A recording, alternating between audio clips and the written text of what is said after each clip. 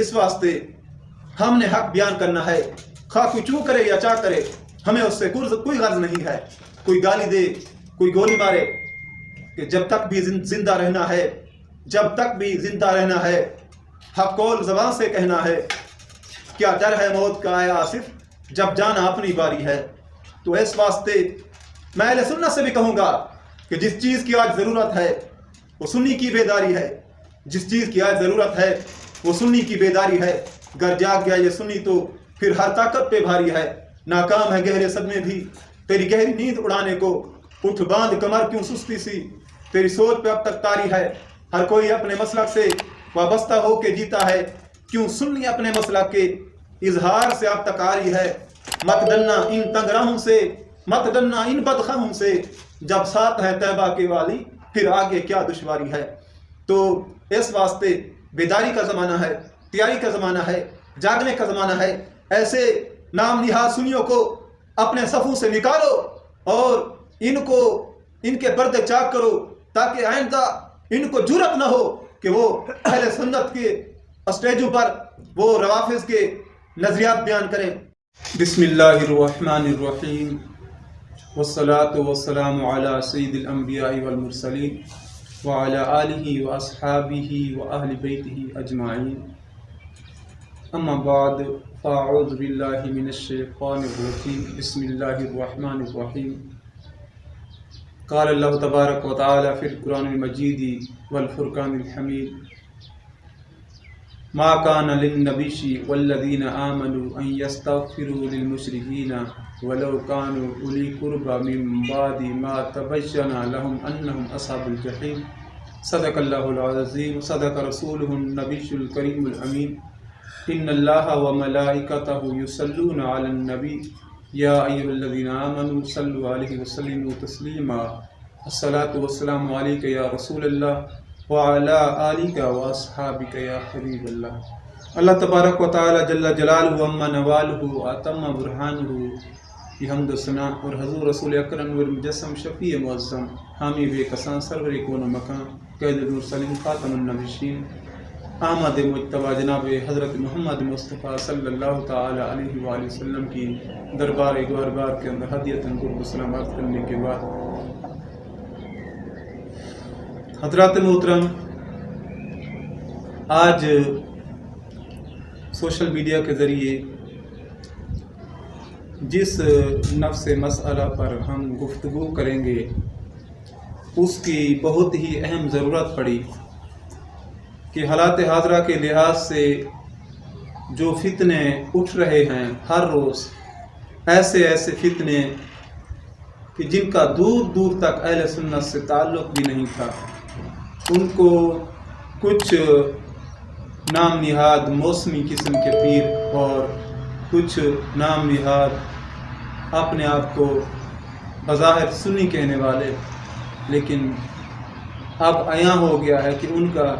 اہل سنت سے کوئی تعلق نہیں ہے۔ جس طرح وہ اپنے عقائد و نظریات بیان کر رہے ہیں اور پھر لیبل سنی کا لگا کر یہ سب کچھ دھندہ ہو رہا ہے، تو ہم انشاءاللہ ایسے بہروپیوں کے پردے چاک کریں گے۔ تو حضرات محترم، مسئلہ ہے جناب ابی طالب پر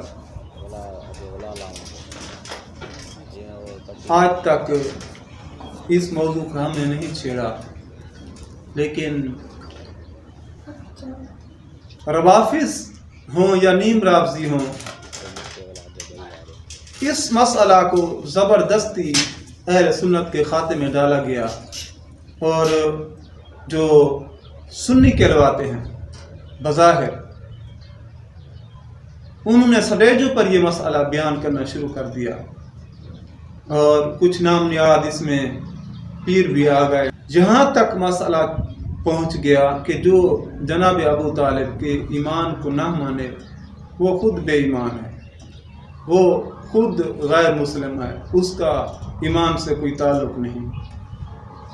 تو اس پر یقیناً اب خاموشی اختیار کی جائے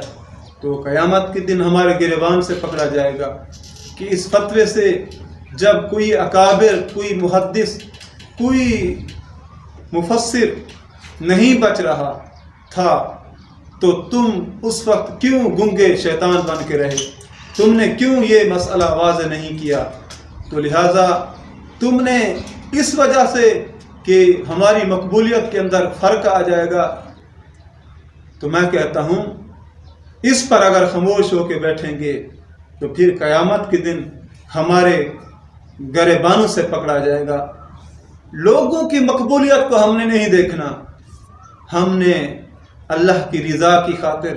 اور اس کے پیارے رسول صلی اللہ تعالی علیہ وآلہ وسلم کی رضا کی خاطر ہم نے مسلک اہل سنت و جماعت پر پہرا دینا ہے، اور ہم نے اہل سنت کے عقائد کو واضح کرنا ہے چاہیے کہ ہم اس مسئلے کو عیاں کریں۔ تو حضرات محترم، میں یہ بھی واضح کرنا چاہتا ہوں کہ اگر یہ نیم رافضی جو اہل سنت کے غدار ہیں، اہل سنت کی صفوں میں چھپے ہوئے، اگر یہ اس مسئلہ کو اہل سنت کے سٹیجوں پر نہ لے آتے تو شاید ہم بھی یہ کبھی اس پر گفتگو نہ کرتے جناب ابو طالب کے مسئلہ پر، لیکن ان لوگوں نے مجبور کر دیا۔ ہمیں کوئی شوق نہیں ہے، ہمیں کوئی واہ واہ کرے ہمارے بارے میں، اس پر ہمیں کوئی شوق نہیں ہے، لیکن افسوس ہے ہمیں ان لوگوں پر کہ جو اس طرح کے دھندے کر رہے ہیں، اور پھر وہ جو ان کا ساتھ دے رہے ہیں، جو انہیں کہ اب تو واضح ہو گیا ہے، ان کے پردے چاک ہو چکے ہیں، اور پھر بھی اہل سنت و جماعت سے میں کہنا چاہتا ہوں، عوام اہل سنت سے، علماء اہل سنت سے، پیرانہ طریقت سے، کہ ایسے لوگوں کو ہرگز اہل سنت کے سٹیجوں پر نہ بلایا جائے، کہ جو اہل سنت کے اندر زہر گھول رہے ہیں اور زبردستی روافض کے عقائد و نظریات اہل سنت کے اندر ڈالنے کی کوشش کر رہے ہیں۔ فضیلت قرآن و سنت کے مطابق ہے، اس سے ہٹ کر مزید یعنی حضرت صدیق اکبر سے اوپر اور پھر نبیوں کے برابر اور بات نبیوں کے اوپر معاذ اللہ ثم معاذ اللہ لے جانا، تو یہ تو روافض کا دھندا ہے، اور وہ اپنی ہر سٹیج پر اس کو بیان کرتے ہیں، انہیں کوئی اس پر جھجک نہیں ہے۔ لیکن جو سنی اپنے آپ کو کہلواتے ہیں، سنیت کا لیبل لگا کے اہل سنت کے عقائد و نظریات کے خلاف جب وہ گفتگو کرتے ہیں، تو پھر اب یہ ہمارا حق بنتا ہے